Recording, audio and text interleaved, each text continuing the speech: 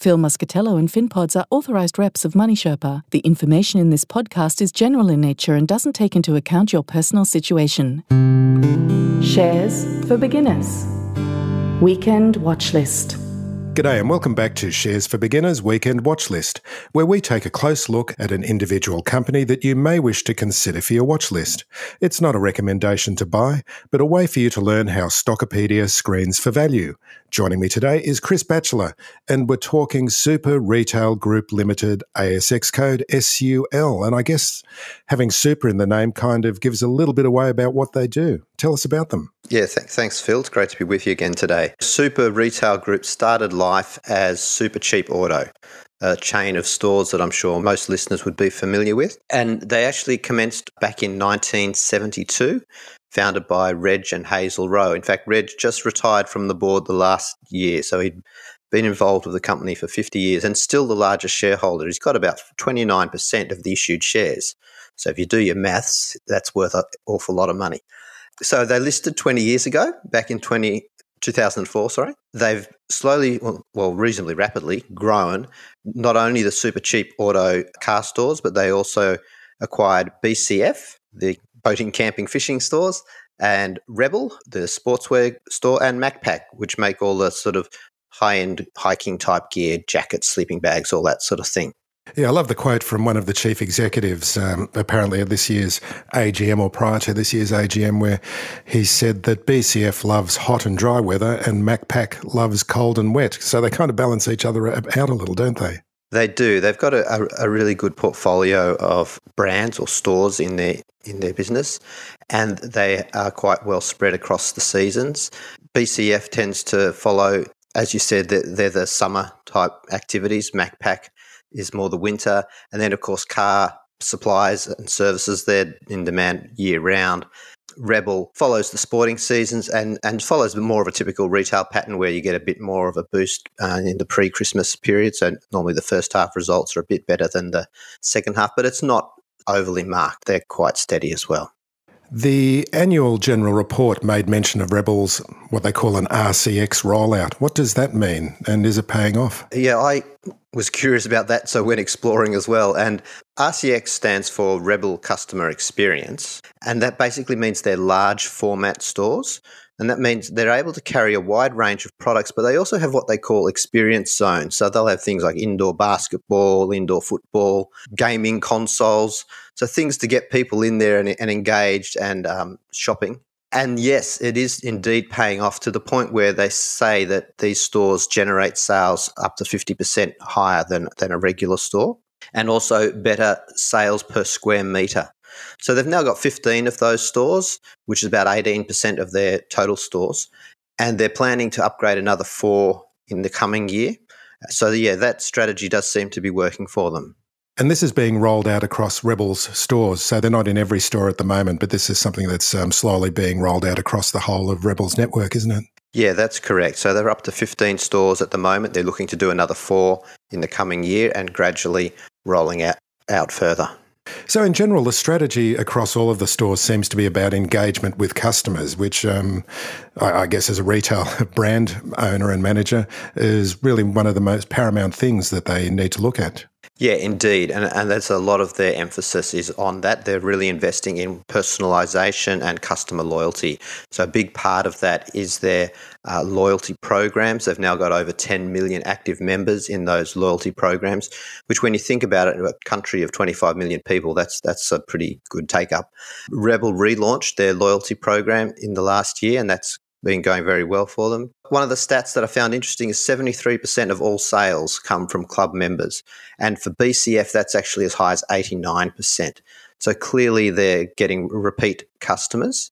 And for any brand, that's gold. They're also really focused on their NPS scores, Net Promoter Scores, which is a measure of how well received a company is in the eyes of the customers.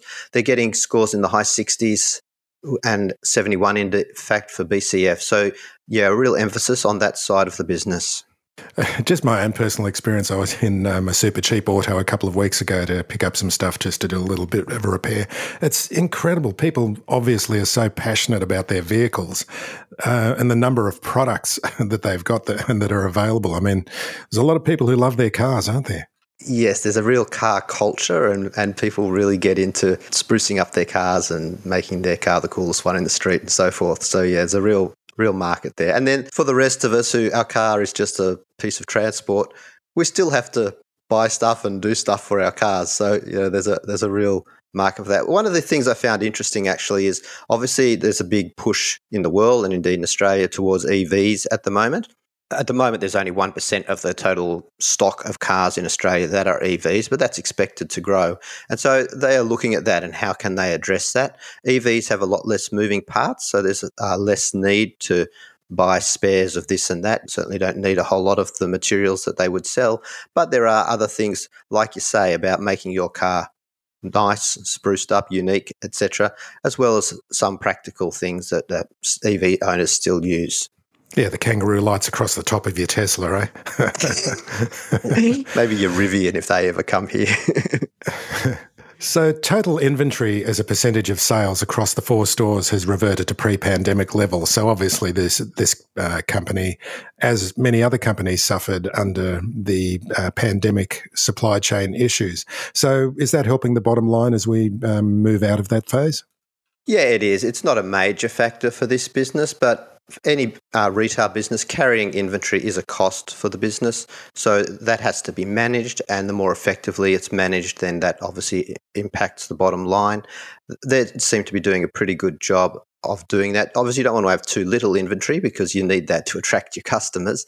But if you've got too much, then it sits in your warehouses or stores for too long, and you're paying for that. You've paid your suppliers and you're not receiving the revenue in return. So let's dive into the financials. What's it look like? It scores very highly in Stockopedia, doesn't it? Indeed it does. It scores a 98, and it's one of the stocks that we put in our top stocks for 2024 portfolio, what we call our NAPS portfolio. And that, of course, reflects the fact that the financials are really strong.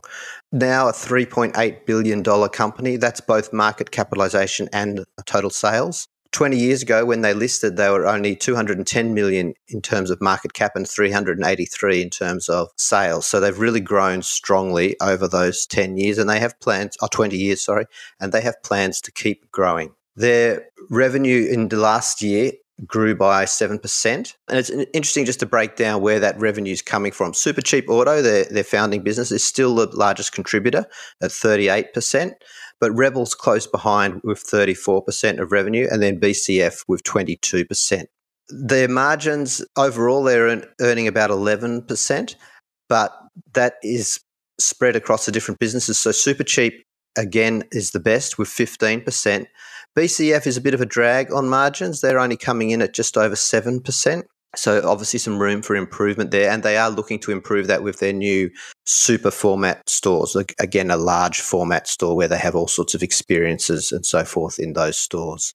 Profits have been growing now for an extended period. Over 5 years, the compound annual growth rate in net profit is 15.4%. The market is expecting profits to decline in this coming year. They're currently saying by about 12%. Now, if you've been following this company, you would have noticed that earlier in this week, they actually issued a trading update and it was very positively received. Prior to that trading update, the market was expecting results to decline this year by 15%. So that's now reverted to 12%. I wouldn't be too surprised to see that shrink further. Are you picking shares on gut instinct? Buying on press tips or rumours? Do you struggle to find the time to keep up with the research and analysis that goes into evaluating potential stocks? Stockopedia are pleased to offer a special deal to listeners of this podcast, a 14-day free trial and a 10% discount on the first year of membership. Sign up now at y.stockopedia.com/SFB. There's no better time to access the most comprehensive, easy-to-use investing toolbox for DIY share investors. 10% off, 14-day free trial and a 30-day money-back guarantee. That's y.stockopedia.com/SFB. So what's the track record of management, and do you see them executing well? Yeah, I think so. I mean, just looking at the financials as we discussed, any business that's consistently growing is doing something right. The CEO, Anthony Herrity, he's been in the role since February of 2019. He actually was promoted from within. So prior to that, he ran the outdoors division, BCF, etc., from 2015 to 2019. So he's got a good track record himself, consistent management team, and the results speak for themselves. So with Reg and Hazel owning so many of the shares, is that a drag on the amount available on the market and limiting any takeover bids? That's always a possibility. For any takeover to go through, obviously they would have to get Reg or Hazel's passed away now, but Reg would have to be on board with that and his family. You know, there's still 70% of the shares available in the free float, and it's a $3.8 billion company, so there's plenty of liquidity in the market. Having a strong founding shareholder like that can be a bonus for a lot of companies. In time, you would probably expect that his family will start to sell down, so that's a potential overhang on the stock, but it doesn't look like in the short term that that's really much of an issue for the business. So do you see any risks for the business moving forward? Well, you can never say never. There's always risks for any business, but overall, this is a very well-run business. Their margins are a bit tight, as all retailers are, but they're not excessively tight. Their balance sheet, which is where I tend to go first when I'm thinking about risk, is very conservative. They don't have any bank debt. They've got a big pile of cash, $192 million at the last report. The main risk I see right now is in the price. That's because it's rallied 35% in the last 6 months. If you look at the chart, it's steeply rising. So don't be too surprised if the price does pull back in the next little while. That said, it's only trading on a forward PE of 15.9. So whilst that's, you wouldn't call that cheap, it's certainly not excessive. So I think there's a lot to like about this business, which is obviously why we rated at 98, but no business without risk. And that's my main concern, is maybe the price has just run a little too hard in the short term. So can we just look at a metric? Because you know how I love a metric and covering a metric on the podcast. And as I was looking around about this company, I noticed enterprise value. And it was just interesting to note in the explanation, the enterprise value is based on the latest available figures for debt and cash. Can you tell us a bit more about EV and the importance for it in valuing a company? Enterprise value is basically a way of measuring the size of a business. So typically when we talk about size, we talk about market cap and we talk about sales. But another way to look at size is what we call enterprise value. And as you described there, it's the addition of debt or net debt to the value of equity. And so what you're effectively doing is you're saying that the value of the business as a whole is the debt plus the equity. A good way to think about it is your house. How much is your house worth? Well, if you've got a mortgage on it, say your house is worth in Sydney $2 million, the bank might have $1 million mortgage on that. If someone asks you what your house is worth, you don't say it's worth $1 million, you say it's worth $2 million, right? Because that's the total value. But the actual value that you own, the equity value, is $1 million. Same with a company. The value of the shares that are traded on the market is the equity value, and what we refer to as the market capitalization. But the value of the business as a whole is the value of the equity plus the debt. So if a potential acquirer was to come along and want to buy the business as a whole, they would buy the whole business, meaning they would pay for both the value of the equity and the debt, or the enterprise value. That can be significantly more if they've got a large amount of debt on their balance sheet. And then, of course, it's up to the acquirer. Do they pay off that debt? Do they continue to debt fund some of the business and so forth? And I just thought it was interesting to observe that EV is less than market cap. The company has net cash. If EV is greater than the market cap, the company has net debt. So it's a little easy shortcut to see what the value of the company is like as compared to market capitalisation. Yeah, that's exactly right. And the notion there is that if a acquirer was to acquire the business, typically what happens is it's excluding net cash. So the net cash gets paid out to the existing shareholders. Interesting. So any final thoughts on Super Retail Group? I think it's one We're obviously watching really closely because it's in our top stocks portfolio for 2024, and the nature of that portfolio is we don't make any changes to it. So we're keen to see how it goes over the next 12 months. And sweating on it, huh? Exactly. It's a household name, as you know. I'm sure a lot of listeners perhaps aren't familiar with the stock itself, but they would certainly be familiar with a lot of, probably most of those brands that they own, which is always interesting when you start studying businesses to realise just the shops and companies that you walk into on a daily basis. They're often listed businesses that you can own a stake in. Chris Batchelor, thanks very much for your time today.